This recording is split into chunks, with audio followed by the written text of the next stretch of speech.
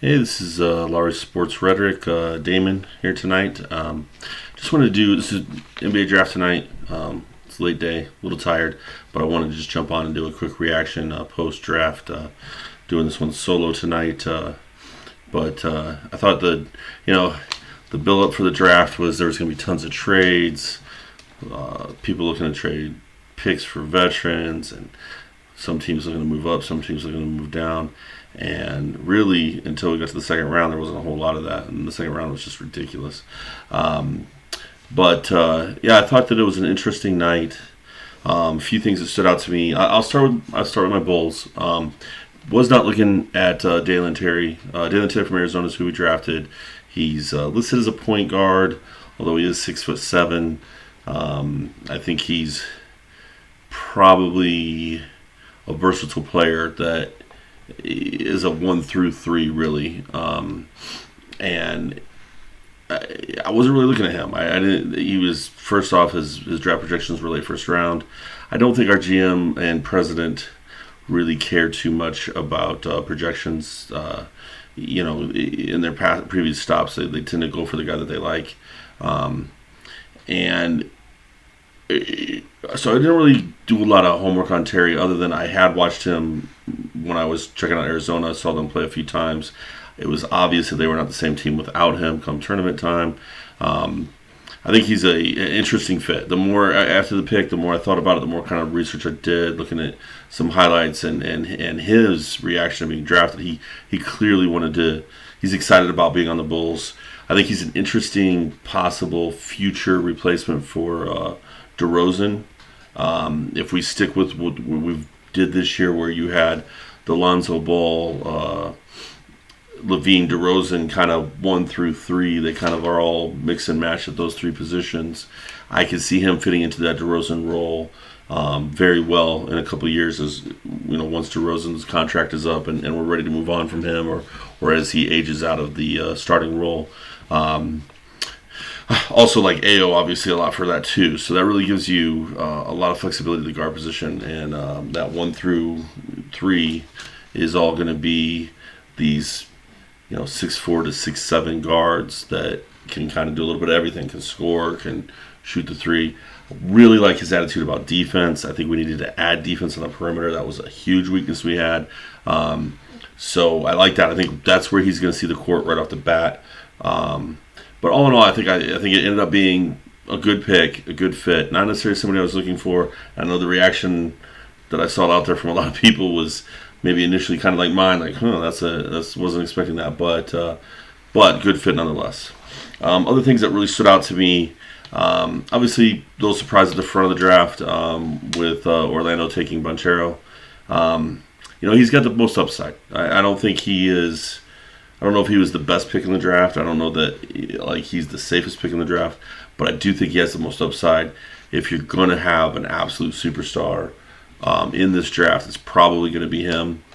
I think that some questions about him might be, does he care? What is there a little bit of Ben Simmons there where maybe basketball is not the most important thing to him? I think that's part of Ben Simmons' problem. Hard to tell. I think there were times where you could kind of tell Coach K was frustrated with his level of effort or level of, just wanting to win. And so that could be an issue going forward possibly. But I think with the other pieces that Orlando has, it makes sense to kind of swing for the fences with a home run hitter like this. Because if he turns into a superstar and those other pieces they have, then they have a good young team going forward.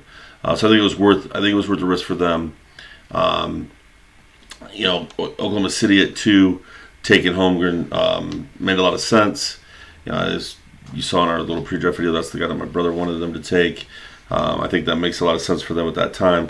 I also thought what they did, trading the future first-round picks to get Osman Dang, who looks to be a great fit next to Giddey, and then picking with their own pick, the kid from Santa Clara, Jalen Williams, and even their second-round pick, another Jalen Williams, funny enough, or Jalen Smith, I'm sorry, not Williams. Yeah, Williams is his name, Jalen Williams, the kid from Arkansas. So second rounder was from Arkansas, first rounder from Santa Clara. Kid from Santa Clara looks like a guard, defensive guy, shooting guy, kind of high level glue guy / possible, like good number 3, 4 type player on a good team. The kid from Arkansas, the second rounder, kind of fills the deficiency that they had, which is post defense, good athlete in the post. So I think that was a great pick in the second round. All in all, those 4 picks, added to what they've done recently. They got a lot of good young players. It'll be interesting to see how those guys play, and to see what their next move is, because they still have a ton of picks, like a lot of young players. At some point, they're going to have to start packaging these guys to make trades and turning 2 to 3 things into one, which they did tonight. They turned 4 future first-round picks into a very intriguing prospect. So all in all, I give Oklahoma City a lot of credit. I think their GM did a really good job tonight. Next up, that caught my eye, I think the Rockets. Jabari Smith, I loved. I think that came across in my last video. I think he's got a chance to be just a real star in this league, both defense and offense. Anytime you get a power forward that can just absolutely knock down the 3, I think that's a good thing. He's young. He's still improving, which is kind of the theme for the Rockets. And they got a guy that I really hope the Bulls would get in Tari Eason, who I think has also got a lot of upside as a 3-and-D wing. You put those 2 guys together with the guards that they have, and you really have the pieces for a building block going forward, which they're obviously in rebuild mode, but they got some nice young pieces today to add to those guards that they got last year. So I think that makes for an interesting job for the Rockets. So to me, job well done with what they had. Let's see who else stood out. The Pistons really stood out. I think they made that trade for Grant. They basically gave him away. I think a lot of people were kind of laughing at that, but they did it for cap space purposes. And then they utilized that cap space tonight, where they were able to get an extra first-round pick by bringing on Kemba Walker's salary. Their word is they're going to buy him out, so they'll still have the ability to throw a big contract at a guy this summer. There's talk of Ayton, and there's talk of possibly Miles Bridges. I think with what they did in the draft tonight, where drafting Jaden Ivey as a potential just big-time scorer to go with Cunningham, the playmaker, and then they also picked up the center. You also add last year's Sadiq Bays to that mix, which is a nice 3-and-D player for them. That's the makings of a good young team. There's a lot of talk that they want to go after DeAndre Ayton with that free agent money. That would be interesting. I don't know that Duren really makes sense if you do that, because that seems, they're kind of a similar type of player. Maybe if you go after Miles Bridges, now you have a pretty interesting starting lineup with Cunningham, Ivy, Sadiq Bey, Miles Bridges, and then the young kid from Memphis, the center. That'd be an interesting young lineup to grow. I don't know that that's what they'll do. Maybe they'll just keep that cap space if they don't find a guy that they like, or maybe they'll go after Ayton and then try to trade Duren, or just keep them both. I don't know, but I thought all in all that was a great draft for them, getting the guys that they got. Next up, I looked at the Pacers. I really liked what the Pacers did as well. I think when the Mathurian kid from Arizona is a good 3-and-D type player. Really likes to play defense, fiery guy. I think that when you add him to what they have with their guards, with Halliburton and I'm skipping the name, but the guy they drafted last year, he's good. He's really good. Don't know why I'm spacing the name, because it's late and I'm tired. And then they got Kendall Brown in the second round. I thought that was one of the steals of the second round, getting him another 3-and-D type that's really good athlete, going to play hard. So I think you start stacking 3-and-D types around good guards, and be interesting to see what they do with Brogdon and Hield and Turner, as it's obviously it's time for them to turn the corner, get some younger players, and get rid of those guys. So if they can find fits for those guys, bring in more young assets, if they could dump those salaries, I think that'd be a team that should definitely look at going after DeAndre Ayton if they can find a way to get rid of those other salaries, because I think that would be a really, really interesting addition to what they have with the wings that they got tonight and those guards that they have last year. Then another team that really stood out to me, the Spurs. I like what the Spurs did a lot. They got the power forward from Baylor, Sochin. I can't pronounce his name, but he looks like a Spurs player. He plays hard, plays defense, team guy.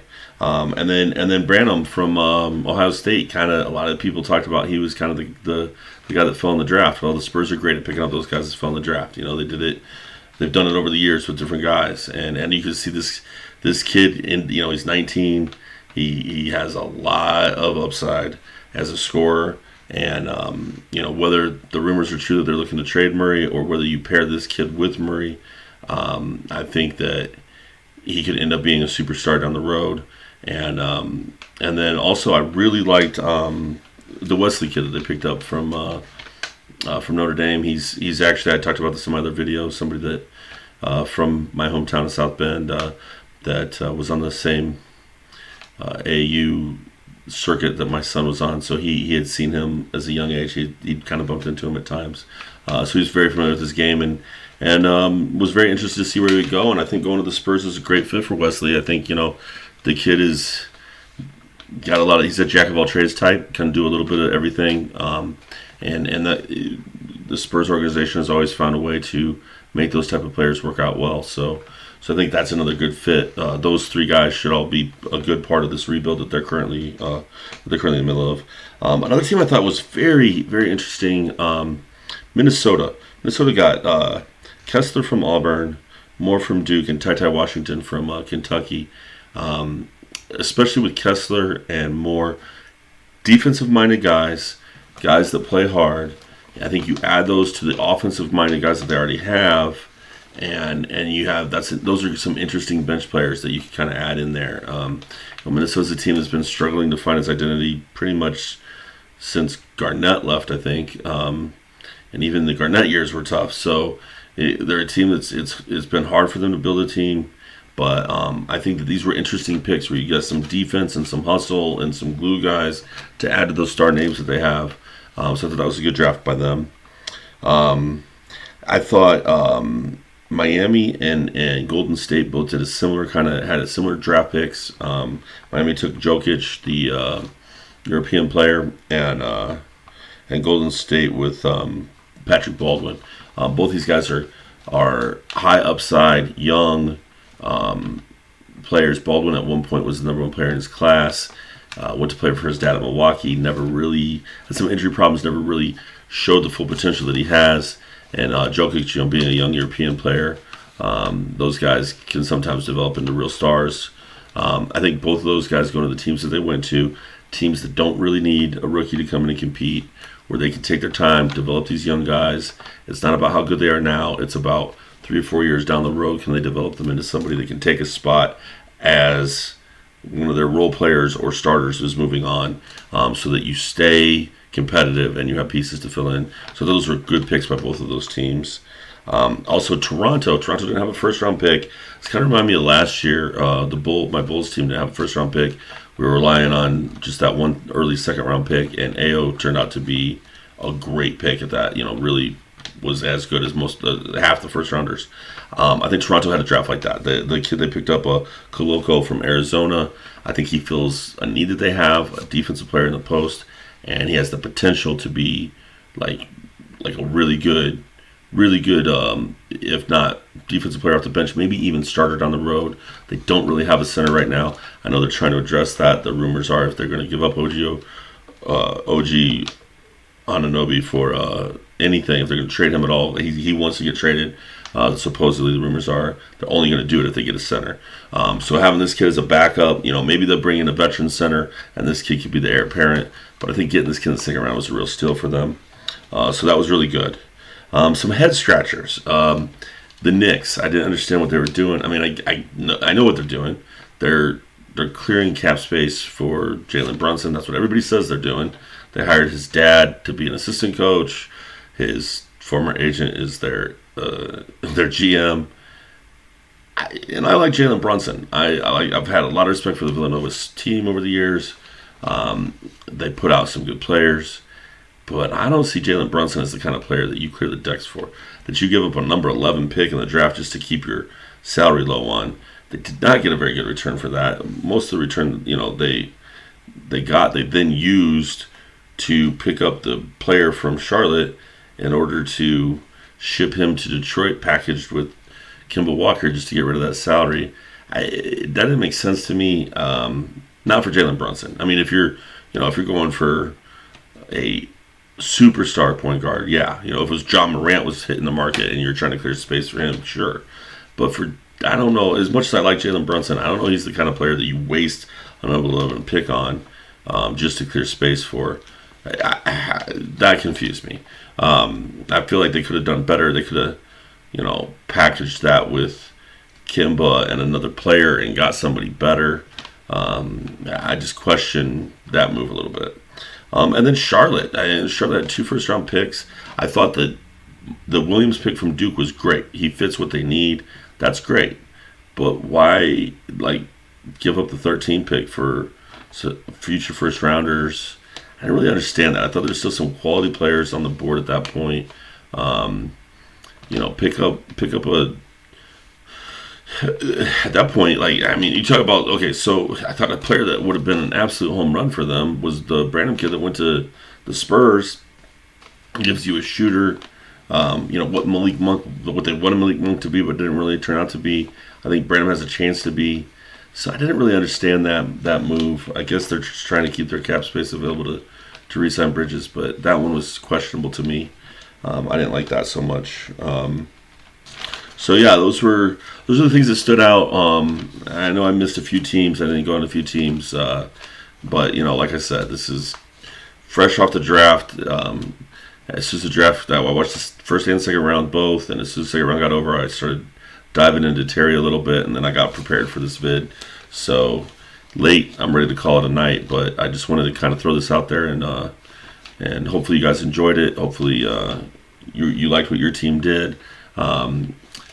If you enjoyed the video, please hit that subscribe button, hit that like button. We're trying to grow our channel, trying to get more people to see us. We're trying to have dialogue. That's the whole thing is sports rhetoric, right? We want talk. So please comment if I didn't mention your team and you're curious, or if you disagree with something I said, or you enjoyed what I said about your team. Let me know. I'm curious to see what other teams are out there, what other people are catching our videos, and who's seeing us. So, just throw it in the comments if you would. We'd appreciate it. So anyway, that was the draft reaction. We're going to continue to do our NFL stuff through the summer, and I will definitely be checking in post free agency, probably a day or two after free agency gets going, when the big names have all finished signing, and do a free agency reaction video for sure. I'm looking forward to some trades and some free agents, so we'll have that coming. But anyway, good night for now, and that's that.